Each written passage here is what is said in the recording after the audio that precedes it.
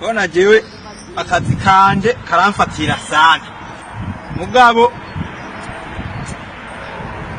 kandi utari hanze kesho ukunda kuburi ino kandi urabizi ko weekend umwanya wacu wa sport misi yose nivyo je mfata konje misi yose sambi n'umunsi wanje ngo kudakora kabisa day off ya ariko yo je ndabiranze ikiwa ko ndagukunda gutyo sinzi ko arundi muntu no gusubya mu bibaho mugabo urabona ko kiri mu peti nubwo ndagukunda ndavyemeza amafaranga afise uraya rero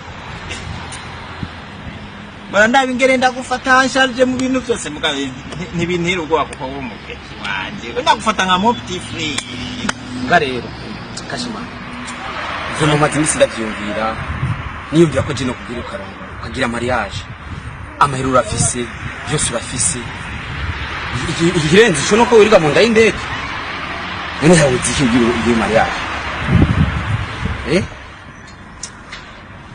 King wasina ko kuri mugenzi pfamwe ivyo ndabihizi ariko abagenzi ni guhanurana urazanye yose ya mariage ndumva ninguvu zicadicika nuko nyene uri umugenzi aya mariage mugabo ndayizi ko ibintu byinshi cyane numva mbere niyumvira ibintu bya mariage nca numva wapi ahubwo gusa ico no gusaba iyo sije ntitwoyibandanya kureka tuyihagarike tubandanye n'ibyacu urazi ubugenzi bwanje nawe birahagije nta bindi bya mariage byihotse ndari bikenewe kugira mariage kuko byose urafise uri kwije ntacubuze muraho kugira mariage ahubwo ari umoze ku mutima mugabo nukubera nyene uri umugenzi nyene biragoye ariko amasaha arageze sayine misi yose mba ndikuraba abakozi hariya ndimira imiceri mva niyo mpamvu nabona iminota isigaye nzoba nshitseyo we tuzosa dusubira si bararanze ku munsi imisi natana uzabona tunahoye mu mwanya ni grave ni byoroshye mugabo ndakwemera kashima sawa yazi ko twisundanira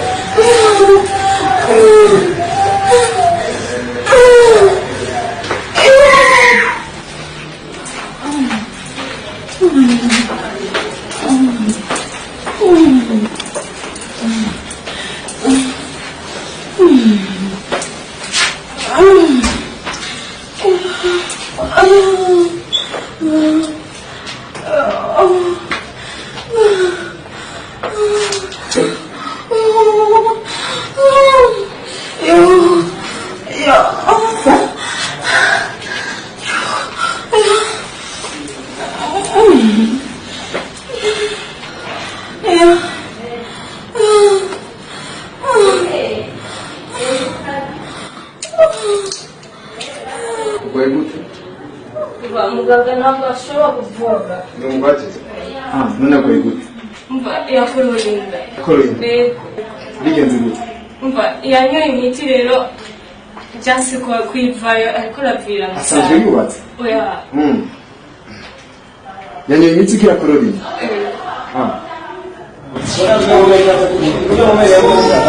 Okay, musange mu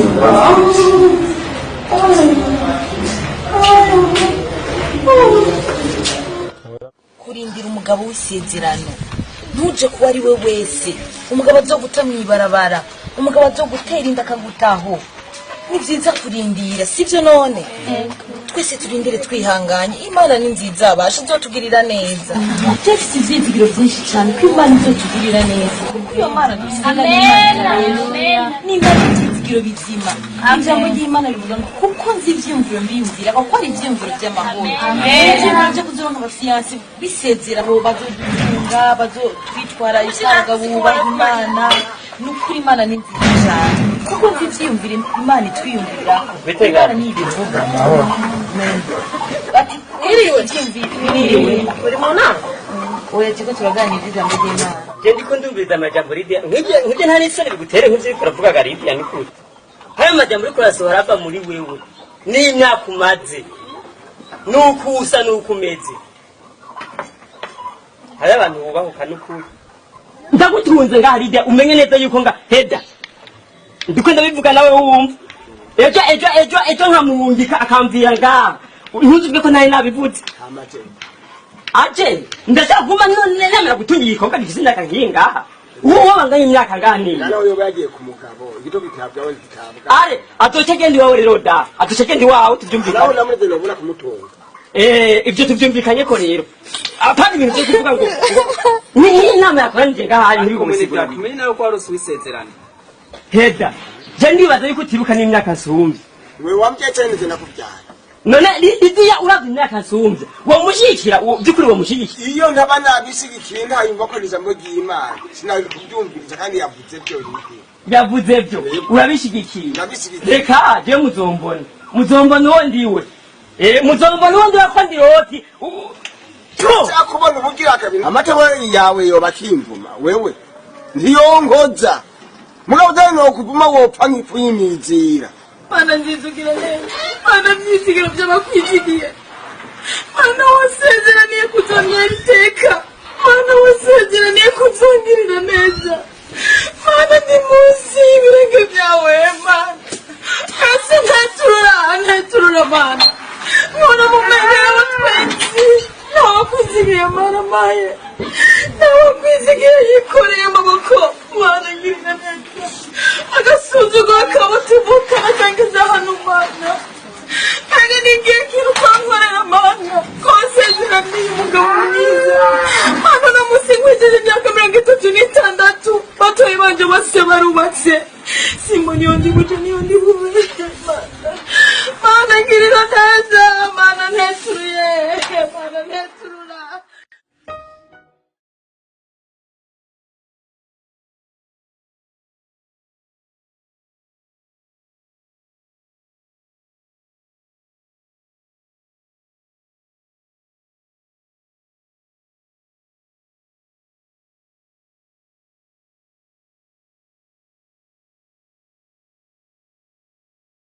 Marie Claire, mu bisanzwe rero gutora inyishu mu bisanzwe rero bivanye n'ibipimo twagize twasanze wewe hari ingorane ufise mu mubiri kuri urya munsi urabona ko waje urembye bivanye n'ibipimo twagize twaciye turaba ukuntu dushobora gukingira ubuzima bwawe bwo kuburokora twaciye dufata igitereko cyawe turagikuramo kuko cyari cononekaye bivanye n'imbani nyinshi wakoroye rero mu ncamake nuko utazosubira kubyara ikirenze ko kandi nuko ikindi gipimo twakoze nuko twasanze uri umwe mu bagendana umugera wa sida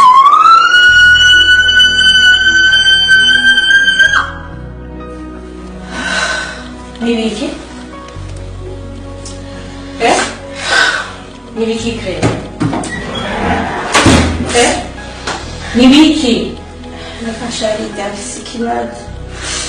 Na ufise ikibazo cyo komindura umuko urazi ko nkaza Lydia. ndiko ndiyumvira sha ingene nkazosubira kuvyara. None Claire, ico ni ikibazo? Ni ikibazo cane Elize. Ndabizi ko ubabaye ariko ni ukwihangana. Reka Sharize ndababaye kubona ntafise igitereko kugeza uyu munsi ntazosubira kuvyara kandi kugeza ahandi ndicariko ndiyumvire ikibazo c'uriya muhungu yanteye iryanda. Claire, ikibazo cyo kubyara Imana ni ikizi. Hariyo benshi babayeho kandi batabyara. Mbwira kwanza uyu munyagutenda neza. Kashararidi yaza kubaho yari na mitende. None ngorane gusariza ntubone ko ndakukibaza ngo ndababaye. Irabazi ko byagenze bazi. Reba kurubakuro bo turabahaye ikaze. Murakaza neza ana kibura.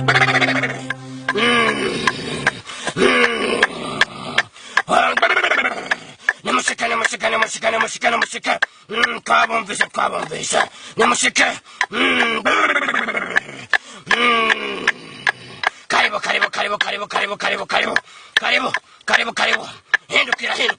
hindukira kureta biratu wabaye kura yaruta ntubabaza ababyeyi wababaza ababyeyi nyaruta kura abajari manjiro kura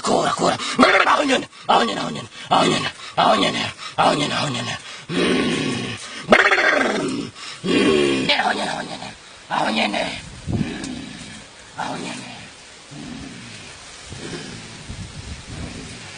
Nemushike.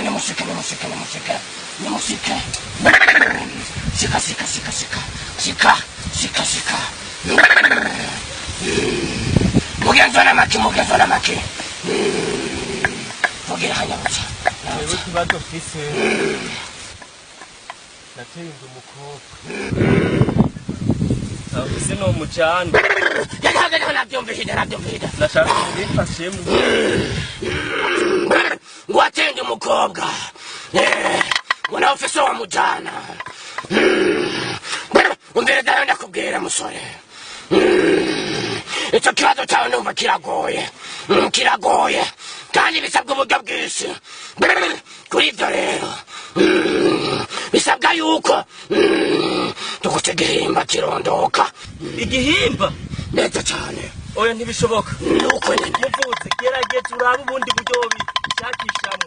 Ntibikunda.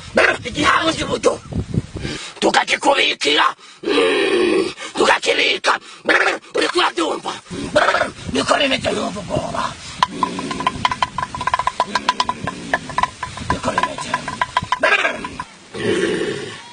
nuko nyine bitegereza kugenda.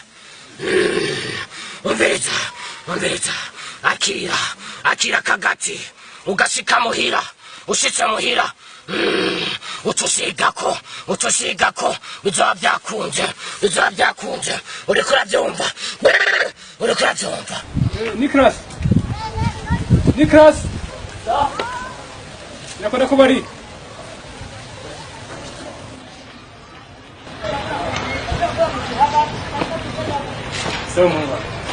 sawa ibaraje nashaka ndakubari urazi ko genda so wawe reka ndabizi kandi so wawe urazi ko yapfuye mugabo urazi ko ndakuba hari ijambo so wawe yapfuye mbariye ntizi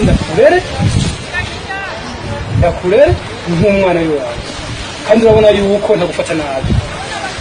Nukuri icyo nashaka ndagusabireye uzumbere umwana wo mwiza igigo uzumbere umwana mwiza. Nibaze ko ibijyanye n'ubuhumbu n'abagenzi bawe nibaze yuko ibyo bica data wacu impanuro umpaye na papa yari yarazimbwiye sinzokwigera nkora ikosa na rimwe yo kwigenza nabi cyane ubona ko nkiri umujene nzokwitwara nk'ugwaruka nyene nk'umwana yahawe indero. Kuri uwo mugiriye neza cyane kandi nibaze ko indero umwana w'iwanje hariyo nawe dakorereje kandi nibaze yuko nishishikara ndakureba Ego cyane. bityo rero hariho ibibuha nguma numva hirya no hino nizere ko atari Data wacu nukuri iryo kosa ntajyo nokora na cyane cyane urazi ko mijijwe nigezwa kwitwara nk'abana b'Imana iryo kosa ntajyo nzopfa mpotse ndabizi ko kijijwe kuko jye bari kosa rikomeye cyane nubwo uri data wacu uri nka papa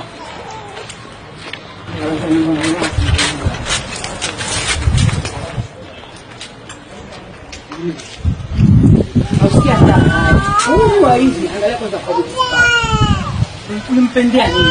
Hakuna hata kitu chochote. Hakuna hata maana. Ndio maana nipatisha ya mtoto wangu. Najua kama utasoma usaidia ndugu yako lakini hakuna hata unafanya. Unaipatisha ya kwanza kutuletea mimba za haramu. Siko hata tuzalia haramu.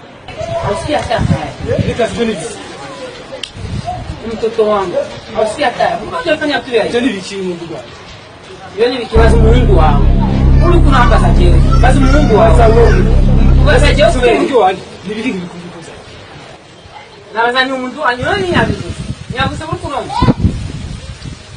Yo Mungu wawe yakoze byamaze.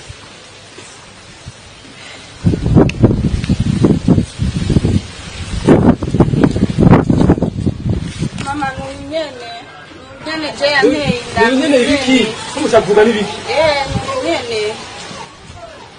Mutamu data wacu izi ni ngorane